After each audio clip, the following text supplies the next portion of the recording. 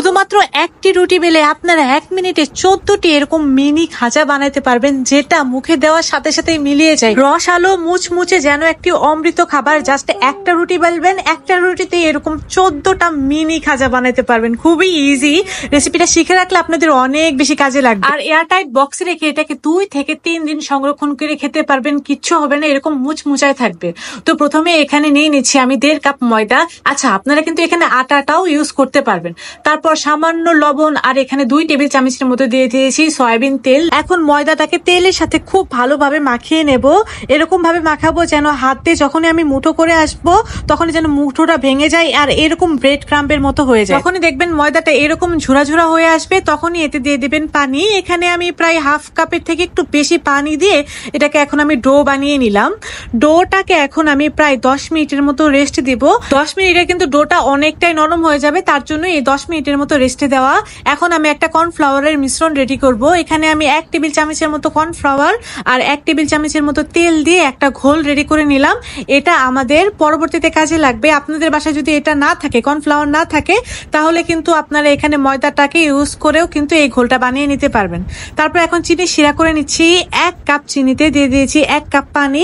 আর চিনিটা যখন এরকম আঠা আঠা হয়ে আসবে তখনই শিরাটাকে নামিয়ে একটা সাইডে রেখে দেব। এখন 10 মিনিট পর আমার ডোটা কিন্তু অনেকটাই নরম হয়ে আসছে আর এখন এটা বেলাবেলির জন্য একদমই প্রস্তুত।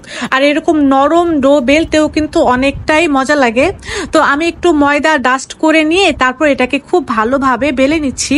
আর এটাকে আমি একটু পাতলা করে বেলবো, কারণ যতটা পাতলা করে বেলা হবে ততই কিন্তু খাজাগুলা অনেক বেশি ক্রিস্পি হবে। তো আমি একটা বড় আকারে রুটি বেলে নিয়েছি, অনেকটাই পাতলা করেছি, আপনারা কিন্তু দেখতেই পাচ্ছেন।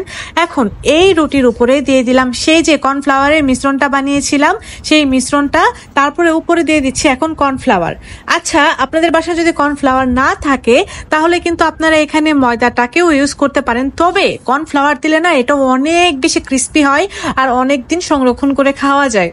তারপর দেখতে পাচ্ছেন এরকম ভাবে রোল করে নিলাম। রোল করে পানি দিয়ে কিন্তু আমি মুখটাকে সিল করে দিয়েছিলাম, মানে রোলের শেষ মাথায় একটু পানি ভরিয়ে তারপরে এটাকে লাগিয়ে দিয়েছিলাম। এন্ড ফাইনালি রোলগুলোকে ছোট ছোট করে কেটে নিয়েছি। আর এখানে আমি 1 রোল থেকে 14টার মতো এরকম খাজা কেটে নিয়েছি। কেটে নেওয়ার পরে হাত দিয়ে জাস্ট একটু ডাবিয়ে দেব, তাতে কিন্তু আমাদের খাজাগুলো একদমই রেডি হয়ে গিয়েছে।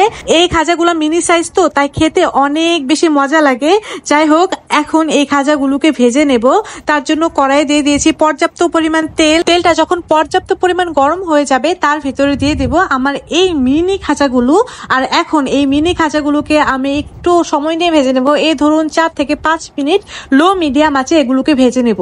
আর এগুলো দেখেন তেলে দেওয়ার সাথে সাথেই না লেয়ারগুলো একদম খুলতে শুরু করেছিল। আর এগুলোকে আমি প্রায় 4 থেকে 5 মিনিট লো মিডিয়াম আঁচে ভেজে নিয়েছি। আর এগুলো এখন একদম মুচমুচে হয়ে গিয়েছে। তাই বিকালের নাস্তায় আপনারা জাস্ট একটা রুটি বানাবেন, তারপরে এরকম মিনি খাজাগুলো বানিয়ে দেখবেন কতটা বেশি ইয়াম্মি হয়।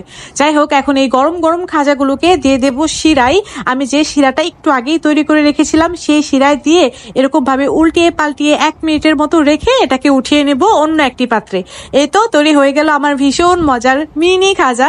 এটা না অনেক বেশি কিউট দেখতে, তাই না? সবসময় চেষ্টা করি আপনাদের সহজ রেসিপি দিতে, যেন আপনারা বাসায় বানিয়ে ইজিলি খেতে পারেন। আর দেখতে পাচ্ছেন এটা কতটা রসালো। আমার এই রেসিপিগুলো যদি আপনাদের ভালো লেগে থাকে তাহলে কিন্তু অবশ্যই রেসিপিটা শেয়ার দিয়ে আপনাদের টাইম লাইনে রেখে দিবেন, যেন পরবর্তীতে দেখে দেখে বানাইতে পারেন। রেসিপি শেয়ার না দিলে কিন্তু রেসিপি হারিয়ে যাবে। তাহলে এই পর্যন্তই, আল্লাহ হাফেজ।